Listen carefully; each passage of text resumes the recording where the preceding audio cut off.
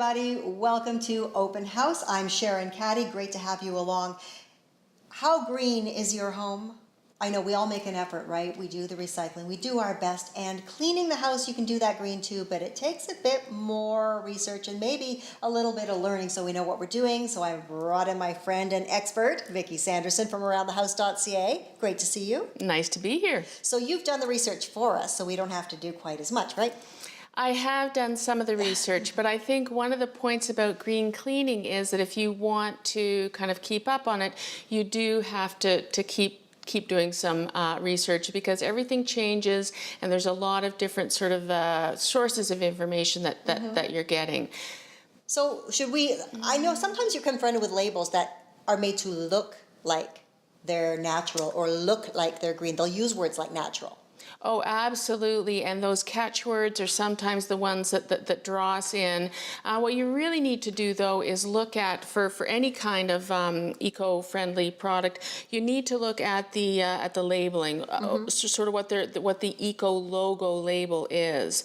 There's a lot of different ones, so you have to sort of research what they all mean. I actually have a link on my website, aroundthehouse.ca, to the Canadian logos, but you really want to just look and do a little research and find out what it means, because as you say, anybody can call themselves green. That doesn't necessarily mean that it's so.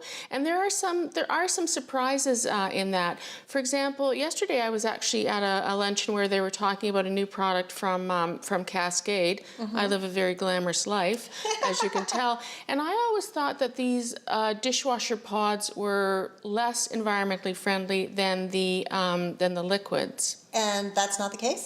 I don't think it is the case. It turns out that I thought the pod encasing was plastic.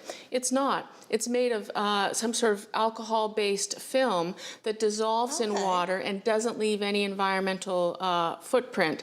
The other aspect about them is in a lot of the liquids, there are bleaches and chlorines, which are not in here. So again, I'm just pointing that out to say that what you want to do is research and not always go just based on perception. Right. My take on the pod thing is just because when my kids come home and they're grown, and so they do their own laundry and everything, but they overuse liquid or overuse powders, and I find that is better for how much is getting used. So we're not wasting. Exactly, and typically that's what this one of the points they made in their research yesterday was that typically people do overload the the dispenser. And you don't need that much. Now, having said that, there are ways just to use regular ingredients from around the house to clean your home. Is it as effective? I am going to say yes. First of all, I'm going to point out that this little red box is where I keep all my cleaning stuff. So I don't need a ton of items. But my two big secret weapons are vinegar and hydrogen peroxide, and I just put them each in a little spray bottle, and I have several around the house to make it convenient. If you use vinegar or hydrogen peroxide on its own, I believe you get about 80% of the effectiveness that you do with bleach.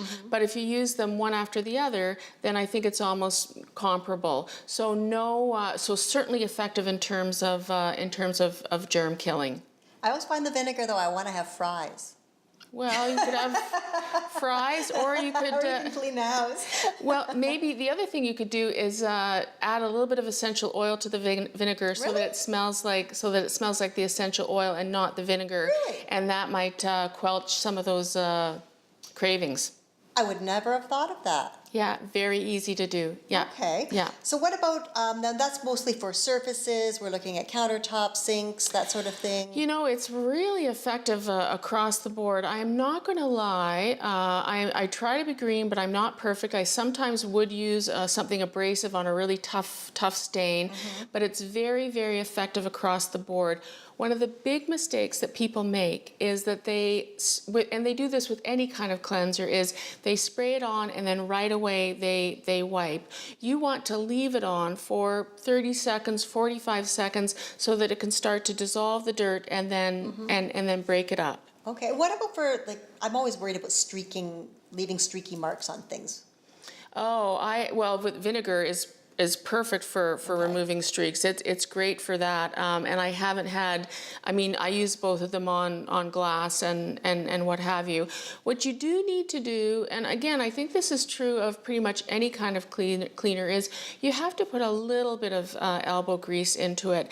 And where that the eco aspect of that story is that there are so many, or there are several now, brands of sponges that are not impregnated with soap or detergent that you can just use in tandem with your items. That's a Scrub Daddy. And it's cute. Very popular these days.